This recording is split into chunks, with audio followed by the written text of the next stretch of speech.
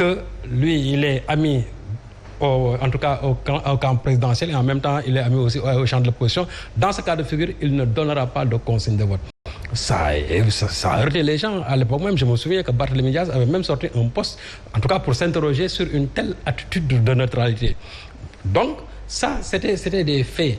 Et le fait que Bamba Fall, en ce moment, les gens de Yewwi ne lui ont pas accordé leur confiance en disant qu'il ne va pas porter la bannière de Yewwi.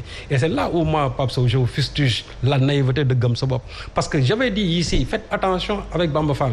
Quand vous l'avez délégué étant mandataire et que votre candidat, qui est le leader de Gëm Sa Bopp, a été déclaré forclos, en tout cas, on a invalidé sa candidature, je me suis posé des questions. J'ai même écrit un article en disant est-ce que Bamba Fall ne sait pas jouer de Bougane Gueye Dany. Mais vous aussi, vous n'avez pas voulu sortir de cette naïveté-là. Et ici, dans un Noumélan ici, j'avais dit faites attention dans vos analyses. Ne prenez, ce jour-là, c'est Moussa Niang qui était là, il est de Gëm Sa Bopp. Je lui ai dit faites attention dans vos analyses. Si vous prenez en compte Bamba Fall, si vous prenez en compte Aliouma, le jour où le problème qui les avait forcés à quitter en tout cas leur camp, pour venir s'investir sur la bannière de Gëm Sa Bopp, ce serait réglé. Ce sont les ficelles dont je parlais tantôt, dont dispose le pouvoir. Vous allez les perdre. Ouais. Et ce que je disais. Et qui fait flancher les responsables politiques. Voilà, ce que je disais, c'est arrivé. Je vous laisse répondre par rapport à ce que je disais, c'est arrivé. Oui. Je ne dirais pas le contraire. Mais il faut quand même reconnaître à une formation comme Gëm Sa Bopp. Et je pense que Bougane lui-même a l'habitude de le dire. Gëm Sa Bopp est un mouvement citoyen. Donc il faut reconnaître à cette formation citoyenne qui ensuite s'est mutée avec d'autres formations politiques en une coalition pour participer aux élections locales. Cette naïveté, entre guillemets, qui repose sur le manque d'expérience. Je pense que c'est ça. Mais pas, pour ne pas vous couper, vous êtes du Parti socialiste, vous êtes un ancien du Parti socialiste. Oui. Vous avez une formation politique. Oui. Je ne dirais pas que vous êtes naïf politiquement. Donc vous avez une certaine expérience. Maintenant, connaissant aussi le jeu de Yo-Yo de Bamba Fall dans la scène politique. Mais faudrait-il, c'est une salut qu'on nous associe. Là, c'est un problème. Qu'on vous associe à quoi? Il faut le dire, il faut le déplorer, parce que quand même, quand on est dans une formation politique, en tout cas quand on est dans des pourparlers, dans des tractations pour aller dans des élections locales, je pense que dès lors que nous sommes organisés, il y a des choses qu'il faut vraiment ouvrir, n'est-ce pas, afin de permettre aux uns et aux autres d'apporter une contribution.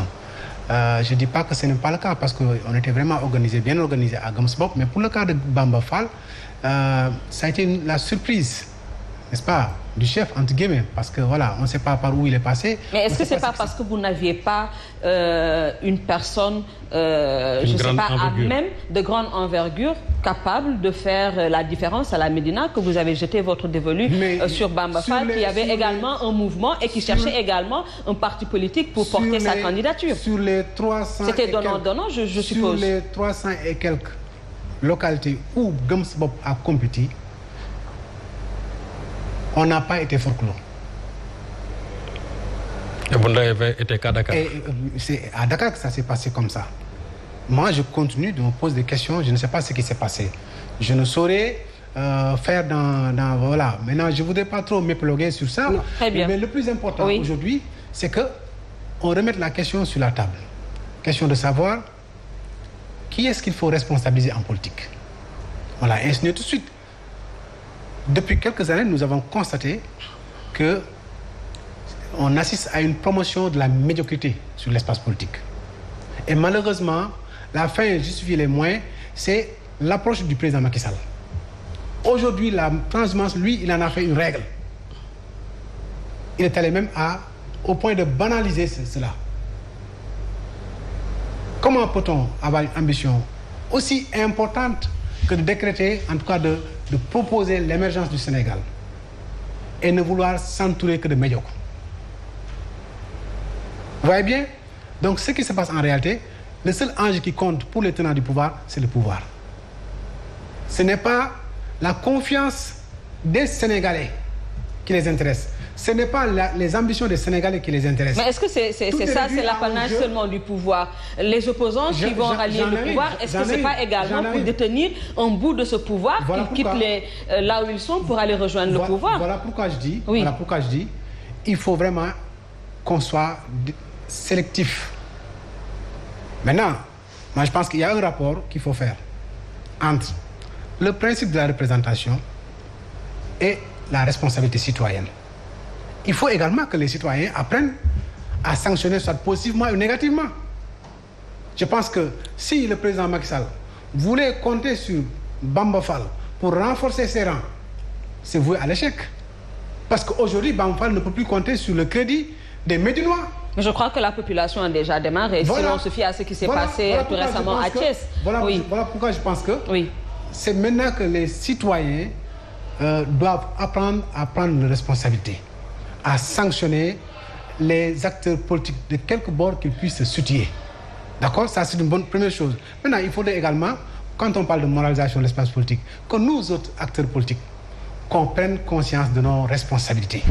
Quand on est ministre, quand on est député, quand on est directeur quelque part, qu'on comprenne qu'on représente tout un peuple.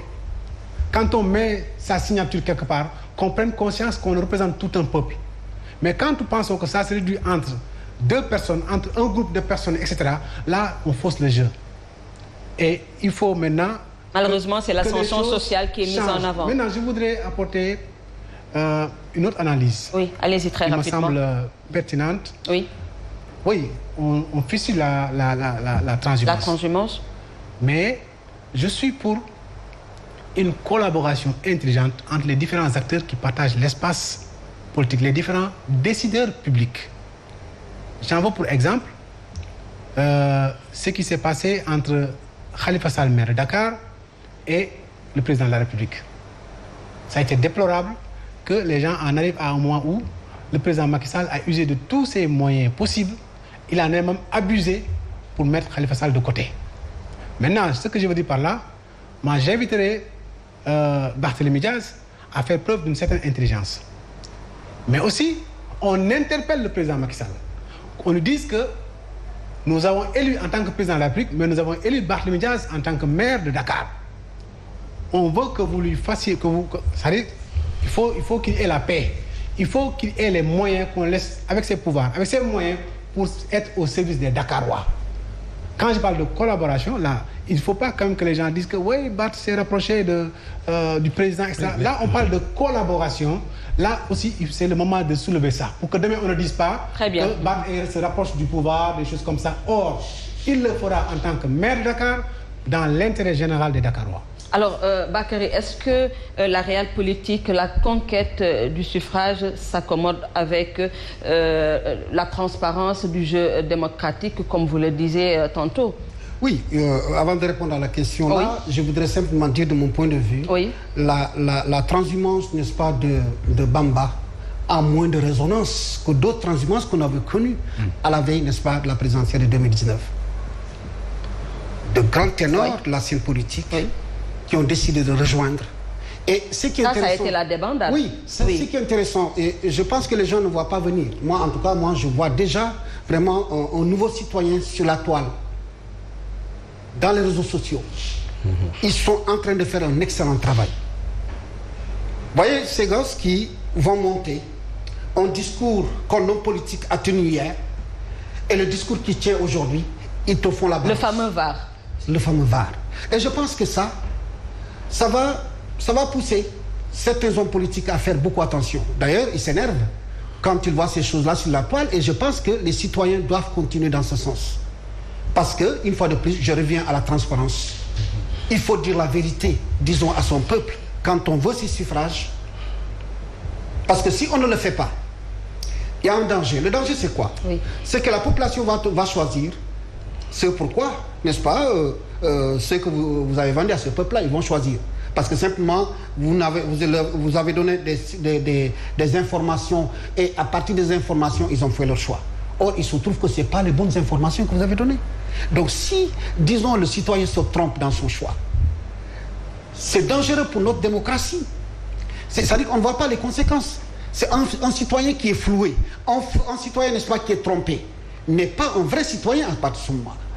Parce que ce qu'il devait faire, il ne va plus le faire parce que simplement, il n'est pas informé. Donc, je pense que la question de la transparence, de la transhumance, pour moi, c'est très important, vraiment, que les gens en parlent et surtout que, vraiment, qu'on fasse attention parce qu'un jeu politique, on doit le clarifier. On doit le clarifier parce qu'il y a deux camps.